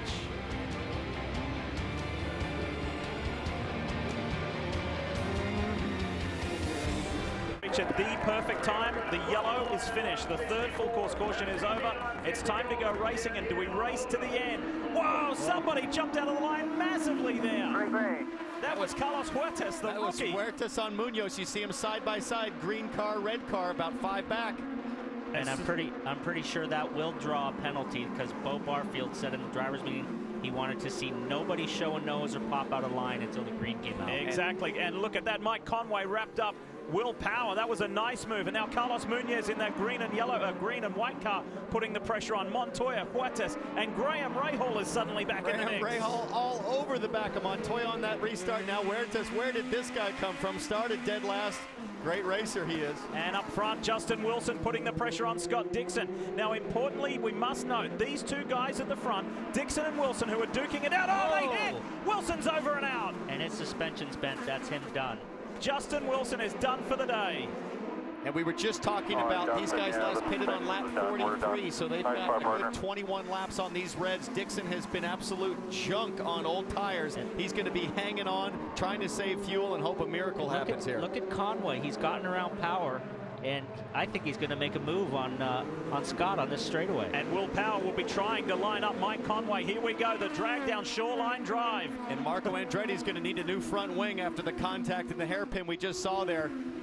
Who's got what? Do I see a little flapping on Conway? Conway's got damage on the right front wing. Power looking to the inside. Then we go back to Munoz. Juan Pablo Montoya is running in the top 5. Will Power's really working that over-under move in the braking zone. He goes to the outside, and then he swerves back around to the inside. Unbelievable. Your championship points leader starts 14th, runs a guy off the road, doesn't get a penalty. Your leader's junk on old tires. Second place is damaged, and Will Power's right where he wants to be. And no news on the rookie Huertas, whether he's going to receive a penalty for jumping out of the line on that restart. The National Guard entry for Graham Rahal. He's looking at the rookie and looking for a way through. Dixon, Conway, Power, Munoz. And we just got the word that race control is investigating the restart. Yeah, that's definitely not helping the Fuzzy's car. With that wing flapping, it can't help the downforce on the front. It can't, but don't forget there's really no fast corners here. And so I've seen a lot of guys drive with moderate damage on their front wings and hang on. Plenty of debris all over the track exiting the hairpin. And look at that big chunk of debris there as well. It has been a rough race today in Long Beach. I would guess that's a piece of Marco Andretti, but let's see what happens here in front. That wing is shredding itself apart now. You see on Mike Conway's car, if you watch it at the end of the straightaway, it's flapping really bad. And sooner or later, that front wing will completely break its second element off. Scott Dixon has 10 less laps of fuel aboard his target machine, and there is Marco Andretti's damaged front end. Now Dixon's going to have to try to hang on for 14 laps, and I think over the next few laps you're going to see a guy really struggling with the handling of that target car. Conway looks to be hanging in there.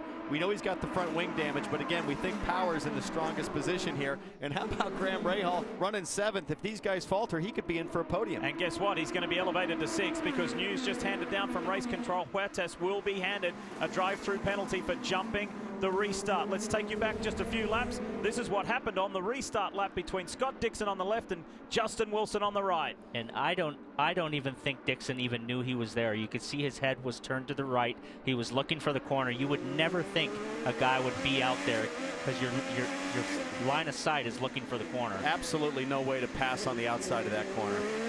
And this is what happened to Marco Andretti. Look at the yellow and blue car coming to an opportunistic move on the inside and collides with Mikhail Aloshin.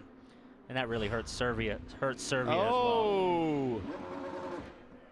Graham Rahal, and we said he was going to be elevated to 6th. What happened to the National Guard man? Well, more than likely there would have been some contact from the rear, and now he's got fire on the right front brake caliper. He's pointing to it saying, hey, we got to get this out. Those brakes are so hot that if you come to an immediate stop like that, it's not hard for things to light up. And we're under full course caution for the 4th time. Again, this helps Scott Dixon big time. And this is the reason why that they needed to stay out, because they might be able to stretch this far enough to win this race.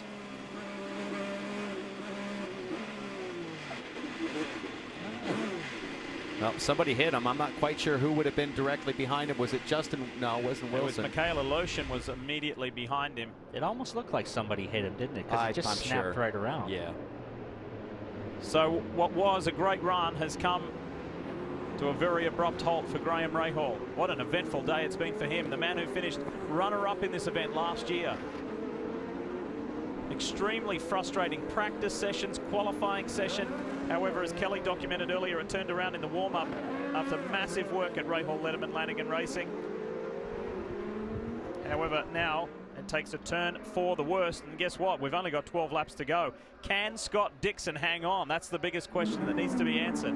If we get another yellow, he might be able to do it, because these yellows are breeding yellows. Guys, now it's the end of the race, and they are getting after it right now. And most importantly, those rear tires are getting slow laps. You know, he's not putting the abuse that really has hurt him today, Lee. All right, let's find out who has gone the Firestone extra mile. And it is the man sitting in 2nd place in the Fuzzies machine for Ed Carpenter Racing. Look at Mike Conway here on the inside of Marco Andretti at turn 9. This was very early in the race, executed that pass nicely. And yes, again, turn 9. This is Conway corner. He does it again easily there on Carlos Munoz as well. So the man who has a very busy schedule coming up between racing IndyCar and the World Endurance Championship, going back and forth across the Atlantic, is getting the job done here, Marty. Well, Lee, Ryan Hunter-Reay's had a chance to take a breath and collect his thoughts. He has not, however, seen a replay. I just want to get your take from behind the wheel of what happened with the incident there with Joseph Newgarden. Yeah, we had a strong car, and Newgarden came out of pit lane, and I knew he was on cold tires, so he was really struggling to get up to speed through turn 1, and then to turn 3. He had some wheel spin, so I went for it. And see, right there, now I'm starting to back out of it already because he's closing the door. You know, I could have waited a little bit later. You know, maybe that's my fault. But at the same time, if you back it up a little bit, I had at least a half a car up alongside of him. Right here, he got some wheel spin, and so I went for it right here. And then, yeah, giving each other a little bit of room, both of us would have got us both through there. But you know, it's down to me to make the pass, I guess. I'm not sure. You know, a lot of people say that was my fault.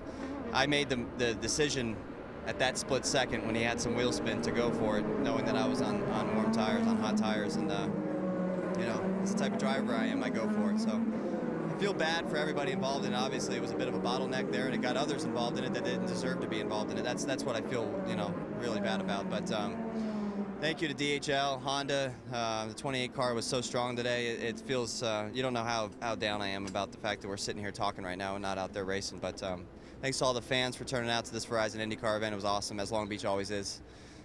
Just very, very disappointed. I'll look at it again, but you know, a racing driver, when he's in the moment and he sees a chance to go for it, I went for it because I want to win the race. There you go, Ryan Hunter-Reay explaining his side of the story, saying probably could have been a little more patient, but that was my shot to win the race. Kevin? Well, the Fuzzies team, Ed Carpenter, on the pit stand now, not happy to see that caution. You wanted to stay green because if it's green, Dixon has to pit. Yeah, I still think they're probably a lap short, so, but you know, more yellow. There's water in turn 11, so that could make things hairy, but I think we're better than him anyway, so as long as we can hold off the guys behind, we got a good chance. He suffered some wing damage at the start of the race. Is that affecting the car? That happened lap one in the hairpin, so it's been okay. Great drive for Mike Conway, again up to the front. Remember, this is where he won for the first time in 2011. He might be in the driver's seat right now, but he's got Will Power right behind him, Robin. Hey Kevin, at St. Pete, you know, he was running third on a yellow, didn't hear the call to come into the pits. There was a miscommunication. He stays out, ends up at the back, has to have a drive-through when he finally does pit. But Ed Carpenter's decision to run the ovals and hire Mike Conway to run the road courses has already paid off. He was strong, almost a podium now a chance to win. Because it's more than just the driver, right, Robin? We're doing it for team, we're doing it for sponsor, doing it for manufacturers. There's so many other elements. It's time to go green with 11 laps to go. Has Scott Dixon got enough fuel in that target machine to get home on a track where he has never stood on the podium? The biggest problem right now that these guys are going to suffer is the tire pickup, like driving around under yellow in those last couple 3 corners. How about Simon Pagenaud there? Did you see him duck out of the line and then attack one Pablo Montoya? Through turn 1, is it clean? Yes, it is.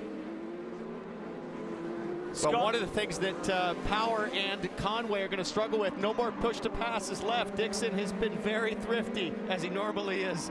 He's got 2 to go. He used 1 on that restart, so he's got a little breathing room. He can get this done. You get 10 push to passes here at Long Beach, which give you that extra little bit for some 200 seconds over the course of the race.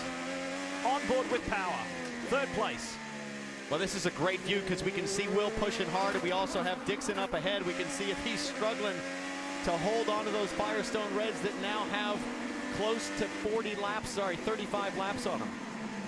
And to show you and to underscore how you have to have that reactionary flexibility, you've got to move and you've got to make a decision in a split second. The Target team had tires out on the last caution to service Scott Dixon. Mike Hull said, no, let's go against it. Let's stay out there. And in consultation with Scott Dixon, they're staying out there. They're rolling the dice. There's a win on the line. And Dixon was saying, I need tires. This thing is falling apart on long runs. Mike saying, I believe in you, kid. We just got to stay out there. There's nothing in it if we pit. And you can see coming off the hairpin, Dixon was checking his mirror to see where Conway was, but he's pretty good off the hairpin for how old these tires are. He's getting pretty good traction, and really the main spot to pass is on the front straightaway, and he's quite good off the last corner. 10th place, Elio Castro Neves is going to be penalized for jumping the restart. Meanwhile, it's time to hear from James Hinchcliffe. Here he is. 9 to go, exciting racing on the track back in the paddock. James Hinchcliffe, and I see your left wrist is taped up. What happened? Just, you know, was trying to get around Joseph, and when I eventually made contact, you know, your full opposite lock, and the wheel just snapped around and just sprained it. I think nothing broken, so we'll be all right. I think. What was your take on the accident?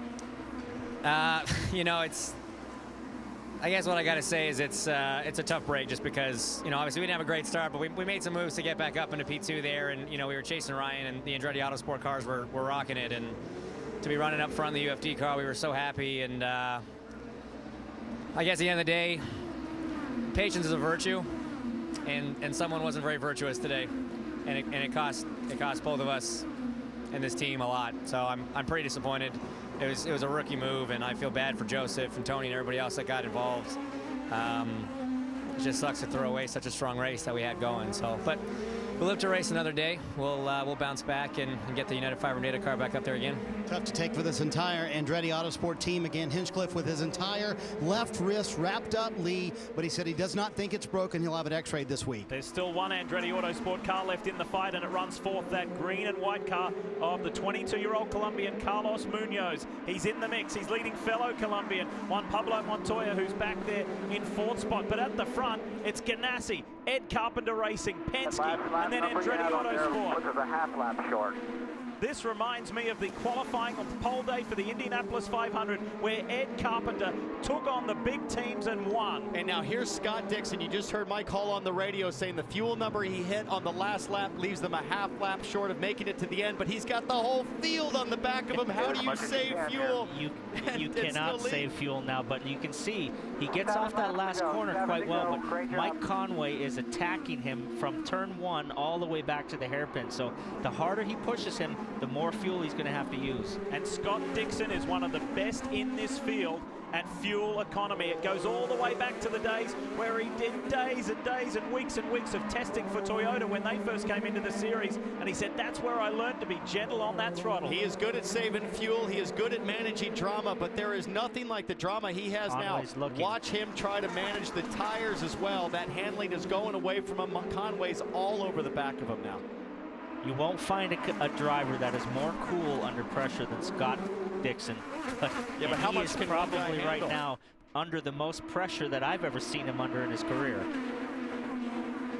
And I can't believe how you drivers manage all this, T-Bell, and it's just so much going on in the car because they're telling him a number to hit, but he has to slow down to hit that number, so he has to save fuel. And he's got Conway right behind him, and he knows Will Power has the better tires behind him as well. But you have to remember, this is the only active track where Scott Dixon has not finished on the podium. You think he wants to win at Long Beach? Oh, yeah. And on a weekend where the Chevrolet teams were moping around at the power and performance of the Honda teams, Chevrolet power is 1, 2, and 3. And Dixon is doing a brilliant job in the critical part of the track for this situation, which is out of the hairpin. He really checks up at the apex so he has a good, clean exit, because really the easiest place for Conway to pass is turn 1. He also probably knows from his team Conway has no push to pass advantages left, and Dixon's got 2 in the bag to defend. So it's all about clean hairpin exits. If he can hang on through all of this infield section, these tighter corners,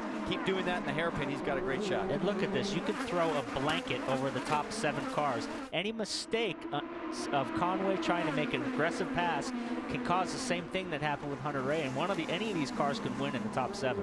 And here's my question, guys, from the Conway pit for Townsend and Paul.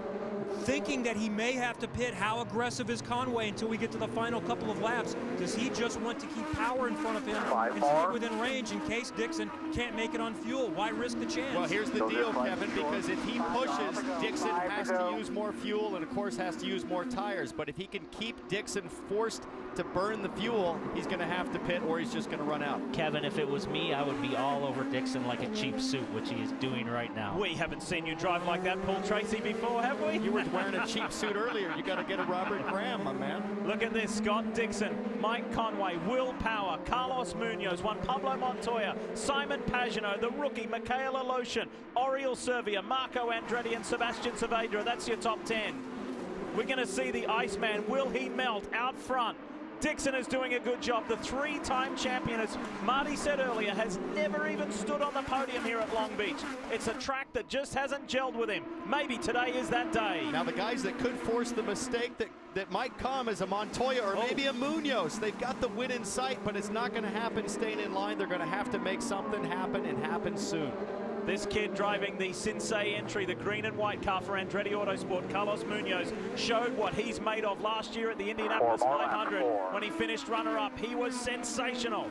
And here again as a rookie in his first. Simon Pagino in 6th position. He was backwards in the fence after that contact with Power. He's come fighting back, had an incredible restart. And look at Aleutian.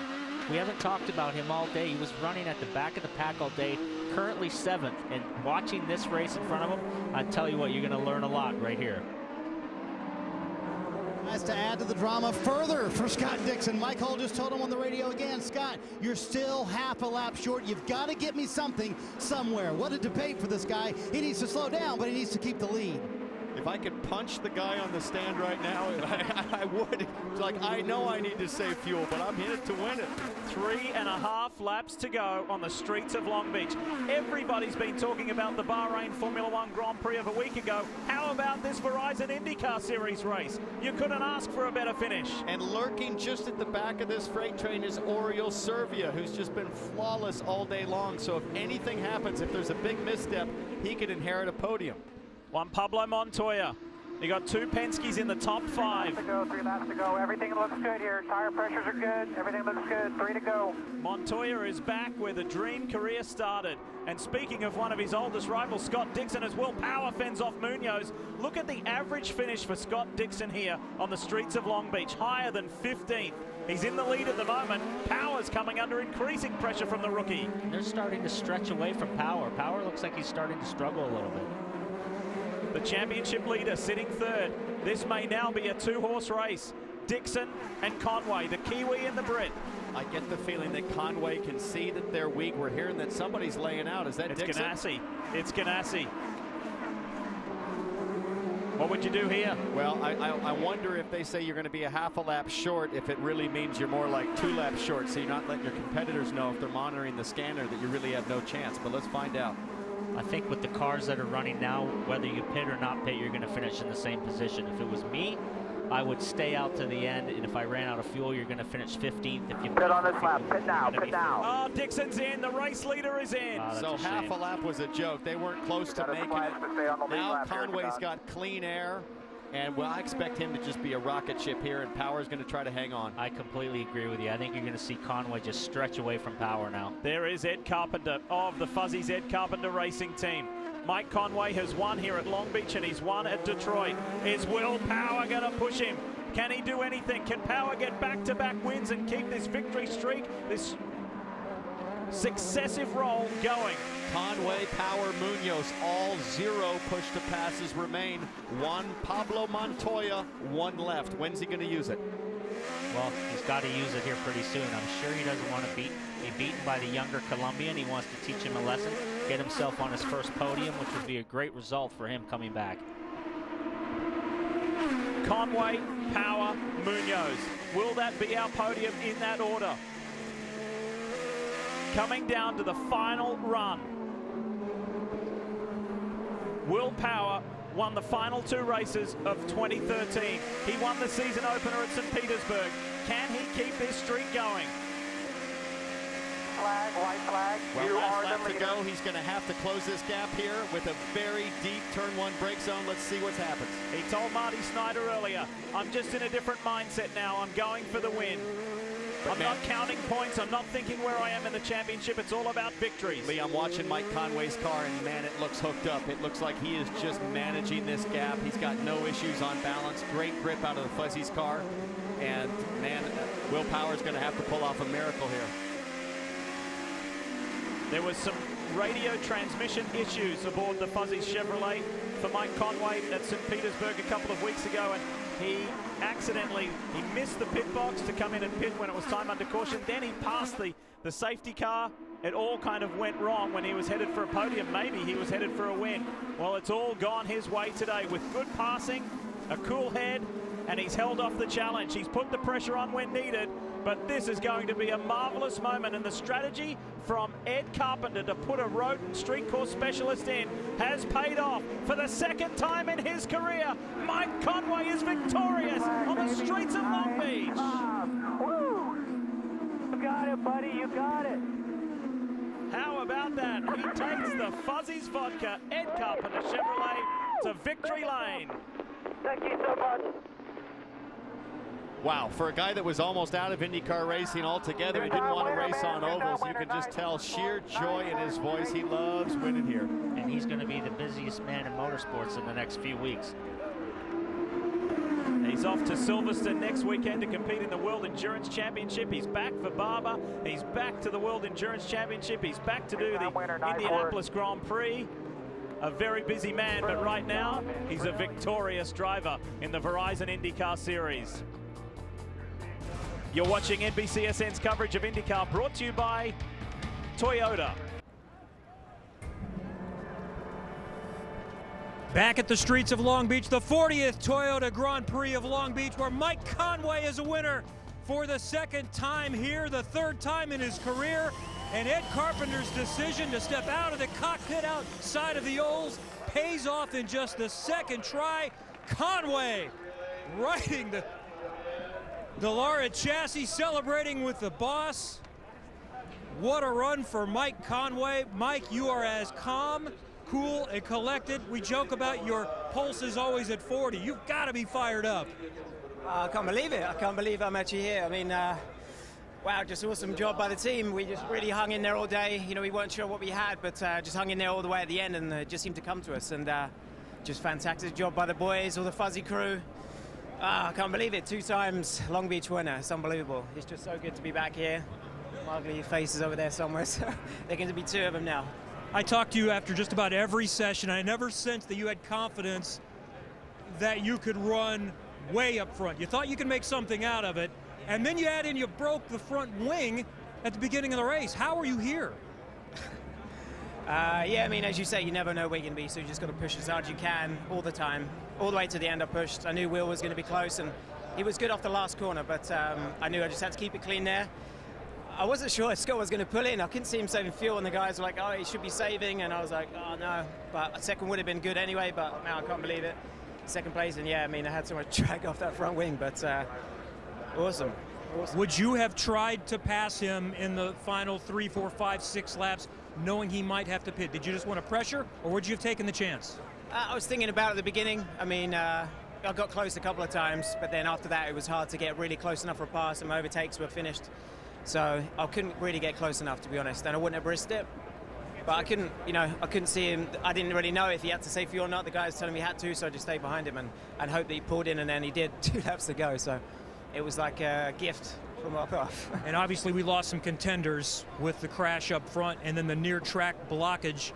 How close was it for you to squeak through there? Well, luckily Lee Bentham, who was on the radio down at that section, luckily told me there's a stay right, and then I stayed right through the corner, saw the 2 on the left, and then another 2 came together and speared right. So I managed just to get in between, and that was it. So wow, I can't believe I'm here though. It's so cool. Congratulations. For the second time, Mike Conway is a winner. For the 40th time, they run Indy cars or open wheel cars in Long Beach, and Conway now a 2-time winner. Who says he doesn't get excited? Conway enjoying victory, and plenty more to come here from the streets of Long Beach in the Toyota Grand Prix. Lee? And look at that, from the highs to the lows. Scott Dixon, who had done such an awesome job, came up about 2.5 laps shy on fuel. No podium again for Scott Dixon. For Mike Conway, he joins the likes of Michael Andretti and Alex Zanardi as a 2-time Long Beach winner.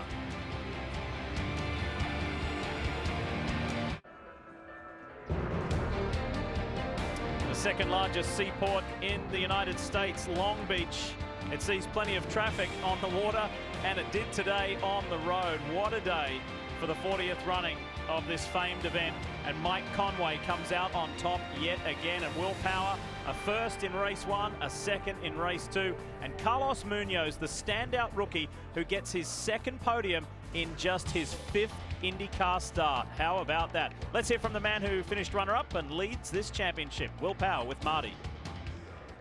Well, for Will Power, it was 14th to 2nd. Not quite the win today. Let's talk about a couple of things. 1, the strategy. You guys had to make up some ground. But 2, how did you get through that mess when the whole track was blocked? I could see that happening, actually, because when Hunter Ray went to go off his inside, he wasn't quite there. And, yeah, I just kind of hung back and was ready for something to happen because they were all on cold tyres. But definitely a good day. I kind of regret not using that push to pass on the restart. Thought I'd save it and get Mike later, but he was quick, and he's mega quick. He's deserving winner. It was an eventful day, and you ran into your friend Simon Pagenaud afterwards. Some words. What did you guys say to each other? Man, I'm really sorry what happened. I honestly thought he had a problem because he went back really slowly, and so I went up his inside and then realized he was just going to turn and try to back out, and I got him.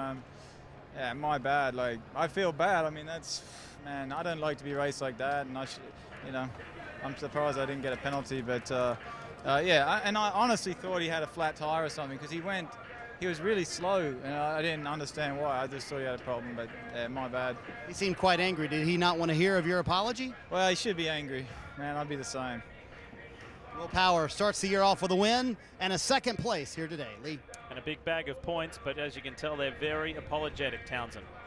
Yeah, I mean, what are you going to do? It's guys get fired up. You go on to the next one. Kelly? What a day it was for the rookie Carlos Munoz to round out the podium here in Long Beach. Carlos, how did you manage to hold off the veteran Juan Pablo Montoya there on that final restart? Yeah, it was a really good race. I think 3rd is good. I'm not like the way I earned it. My teammates have a bad luck there. But anyways, it's racing. Couldn't happen to me in the Indy Cup. It happened to me a long time ago. A lot of races. This is racing. I'm really happy for the 3rd place. Yeah, it was a great last laps. We were really close from each other. All the 4 first with Juan in the back. I think in the end he gets stronger. So anyway, I'm really happy to finish 3rd. I have to thank my crew. They did an awesome job on pit stops. All my sponsor Andretti to give me a nice car. Right, the rookie making his mark early here in 2014, Lee. Thanks, Kelly. Paul Tracy, you like what you see with Munoz? Definitely. I mean, the guy was a rocket at Indianapolis, and he's fast on the street courses as well. 2nd podium in 5 IndyCar starts. That's a window into what we can expect from the 22-year-old Colombian, Carlos Munoz. More from Long Beach after this.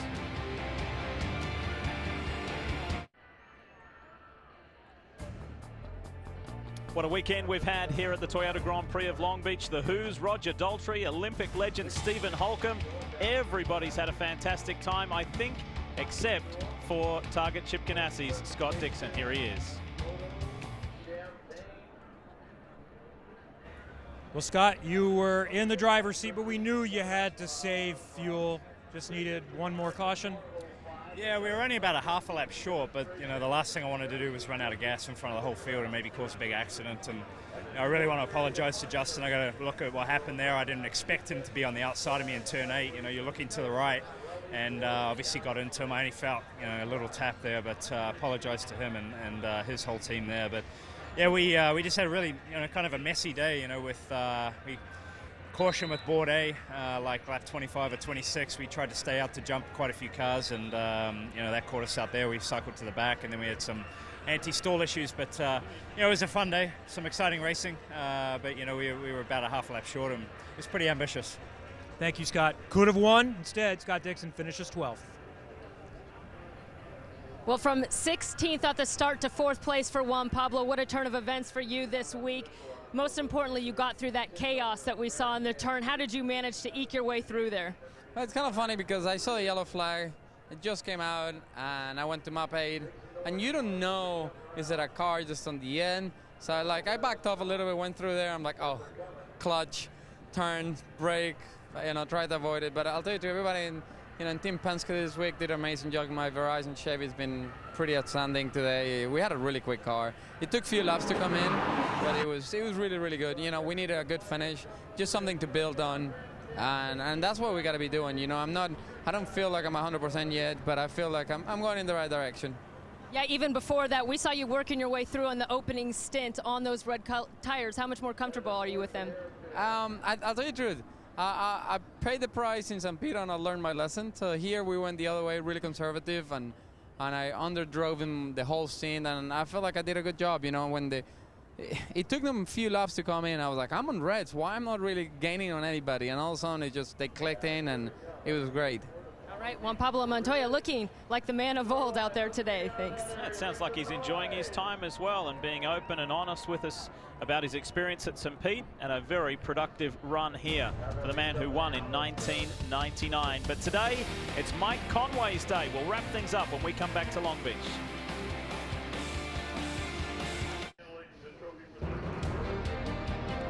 Another beautiful day in Long Beach, California. Mike Conway gets the victory in the 40th running of the Long Beach Grand Prix.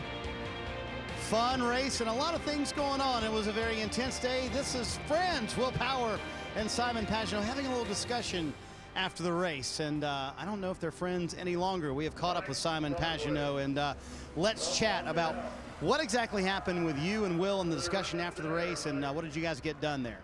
Well, I think it's pretty clear what happened there. It's, yeah, I hate to complain, to be honest, but when you're somebody like we and you whinge about everything, especially people taking you out, then you don't take people out and say you never do it. It's like it just doesn't. It's not right to me. And very disappointed. I think we had a car to win. We had a great package, and he pretty much ruined our race, our chance. So.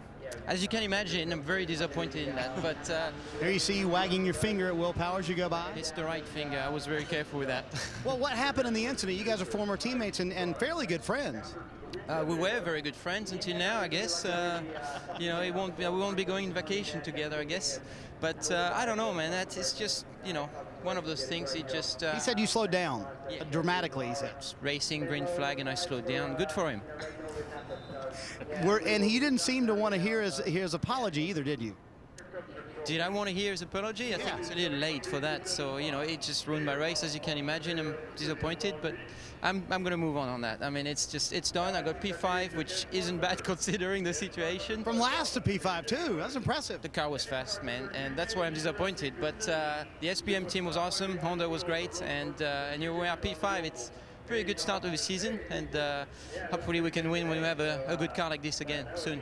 Lee, we learned in that interview that Simon Pagenaud had a great race, drove from the back to the front up to 5th, and that he and Will Power will not be going on vacation any longer. The Frenchman is resilient. He's had a pair of 5ths in the opening 2 races of the year, and he just hangs tough. That's why he finished 3rd in the championship last year. Speaking of the championship, this is how it looks. We've got a new man in 2nd. It's Mike Conway, and Will Power's advantage grows from 12 to 27. It does, and look at Carlos Munoz, our rookie, in the top 10. In fact, 3 out of our 4 rookies finished in the top 10 today at Long Beach. Paul Tracy, great to have you with us and get the opinions of a 4-time winner here on the streets of Long Beach. What do you take away from today? Well, obviously disappointment for Dixon, disappointment for Hunter Ray.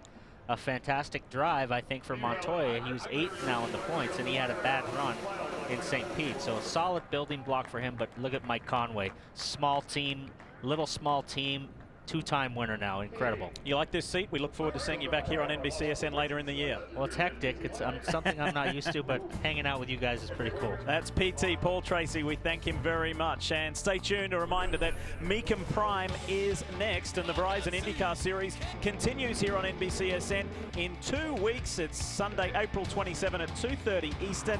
It's the Honda Grand Prix of Alabama, a road course, and it always throws up some pretty good racing. For all the information you need to know about the Verizon IndyCar Series, log on to NBCSports.com. On behalf of the entire team, we congratulate Ed Carpenter and Mike Conway. What a day in California.